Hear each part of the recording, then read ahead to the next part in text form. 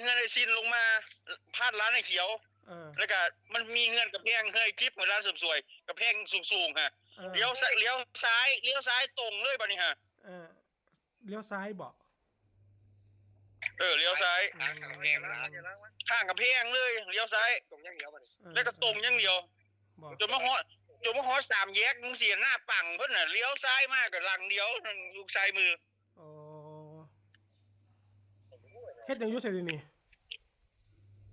เฮ็ดจังอยู่ไสดินี่เฮ็ดเหนือนี่เฮ็ดเป็ดอยู่นี่บ่ลาบบ่ตาบ่โอ้ตาแล้วนี่พอเลื่อนรอนี่ให้กูอยู่กูกำลังสิไปเฮ็ด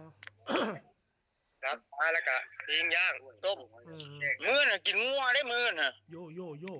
คือกระดอคือกินสัตว์นี่ขึ้นไปเรื่อยๆแถวบ้านนี่อีหลีมื้องัวเป็นโตโอ้มื้อนี้กินเป็ดมื้อนี้มื้อละกินงัวบ่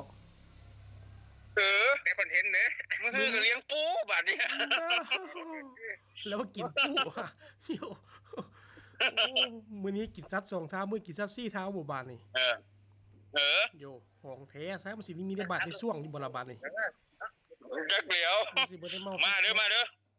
จักโมงไปอาบน้ำเลียพุ่นแหละจังไปอาบน้ำแล้วมึงออกมาเลยมาถือเหล้าพร้อมขวดนึงห่านดีเห็นบ่พอเลื่อนเว้านี่ดีบ่เสียงอยู่นี่ก็มีเอาเท่านี้เป็ดก่อนอาบน้ำก่อนนี่